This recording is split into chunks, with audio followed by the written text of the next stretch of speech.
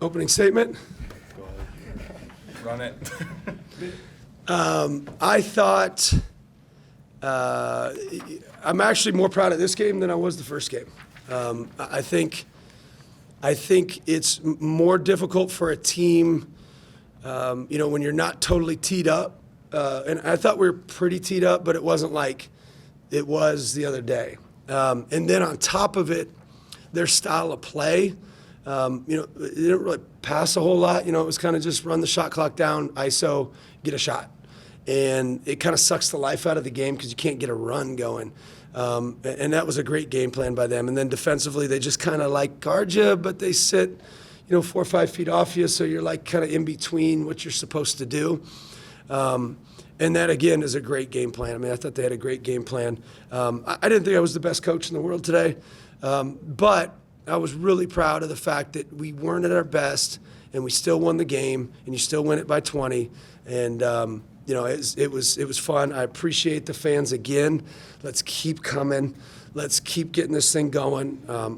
I hopefully will have some more runs. The runs get the fans excited. So we certainly appreciate all that. Bennett goes all 40 minutes. Does he ever get tired? And do you assume he's more than likely just going to play the entire game? Is that kind of the... Pretty much, yeah.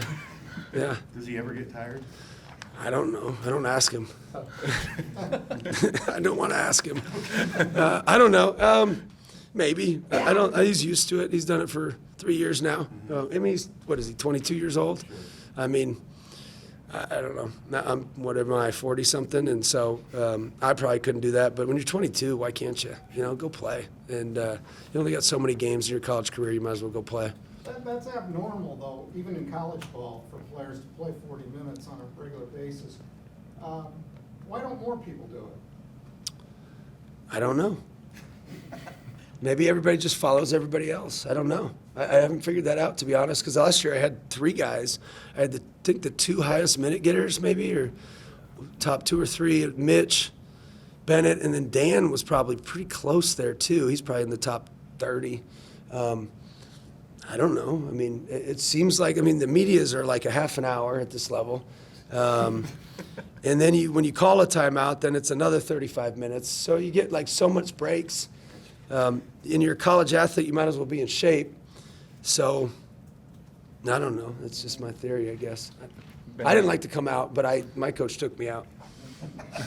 And they, obviously, like I said, they ran the shot clock down, had a couple long threes in that first half, and kind of got on a little bit. But what was the big adjustment in the second half for you guys? Maybe, I don't want to say sped them up, but it seemed like their backcourt felt a lot more pressure from you guys. Yeah, I thought honestly, I thought part of it was they just didn't make the shots that they were hitting really tough shots in the first half. I didn't think our defense was great. I thought we were spread out. So when teams do that, it's a little bit tricky, and I don't think we were totally ready for it. They just kind of spread you out. Not a lot of shooting out there, but they stand in spacing spots. And then the shot clock goes down to 5 seconds. And when it does that, then it kind of sucks the life out of your defense and kind of takes the crowd out of it a little bit. And we had a crowd, which is great for the Hawkeyes. But then they hit a couple of those tough shots. And then it's like, oh. And then it kind of breaks you for the offense. You're trying to get it all back on offense. And again, it was an excellent game plan. I thought they did a good job, and I didn't think I did a great job. You guys have 42 assists on 55 field goals so far this season. Just how much do you stress ball movement in practice and leading up to the game? What does ball movement do for your offense? I mean, a lot. It's a lot of it's more just the pass once you get the rotation, the extra pass. We've got a really good passing team. That's probably more that than me stressing it, meaning I think our guys just pass it really well. And we should have had more. I mean, we had 2 of our best shooters, Tate and Brendan, go 1 for 10 combined on open shots. And so we probably should have had more assists, too. So you're saying it's a natural thing for the team? Yeah, because we got good passers. And then, we teach flow. So we don't, today we ran more stuff than we usually do, but we teach more like read and react type stuff. And then we've got sets that break their shell. Sets break their shell, then we get to our flow. And then our flow is more random. And so then the randomness creates the rotations. Once we create the rotations, then you're getting assists. Tate seems to be carving out a nice role for you. Can you tell us about him? And you brought him along with you. to Iowa. Yeah, we thought he was pretty good for Drake, and then we didn't realize he was this good. We knew he was good, but we thought it would take him a year. But he's got a little edge to him. He's a 6'7" two guard, and so he's got good length. He's only going to get better. Tonight obviously is a big stage, and he missed a couple shots that he normally makes. He's going to make those. He's got great energy. He's a good competitor, and I think if we're going to be at our best, he's going to need to be pretty good. He looks like he's got total confidence out there, and maybe that's an exaggeration, but for somebody who's stepped right in to Division I play, it seems like he's ready. Yeah, our freshman class is all like that, including Coop, Tate, Trevin, even my son, Trey, and then Coop. Yeah, that's 5, right? Yeah, and Joey. The freshmen they're very confident. They've won. They've all won state titles. They're not afraid of the moment. They can go in the game and be just fine. And, him in particular, but all of them they're just really confident in their ability. They're well raised, great families, and they've got that self-confidence that's going to help us. Was starting Alvaro in the second half, was that just matchup based, or kind of what went into that decision? He's playing really well. He's playing really well. And I don't know for a fact, but I think going forward we might have to play more 2 big lineups. I don't know yet. I don't know. We're still a work in progress. We're still trying to figure it out. So if you guys got suggestions, let me know. What's the goal for the week ahead now? You've got a week between games. What do you want to do in this coming week? Beat Oregon, first off. We won't beat them, but Iowa will, hopefully. And then after that, then we're going to prepare for Xavier. We got to work on our angles defensively. I thought we got beat on a few angles where they just swung it. We closed out at the wrong angle on drivers. They got to their dominant hands a little bit more consistently where we should have known, okay, that guy drives left. And part of that probably is a new team. Last year I coached, and I'm still getting used to it. I coached a guy that played for me for 6 years, a guy that played for me for 5 years, another guy that played for me for 5 years, and another guy played for me now 4, but 3.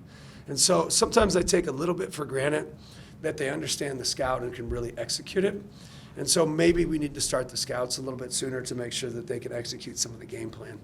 Ben, in Iowa Media Day, you talked about challenging Alvaro to have those minutes of intensity, not just 1 minute, not 2, but in entire stretches. Came right out at 2 steals. How would you describe what you've seen from him in the first couple of games and living up to maybe that challenge that you put out for him? Yeah, he's a competitor, and he's worked really hard.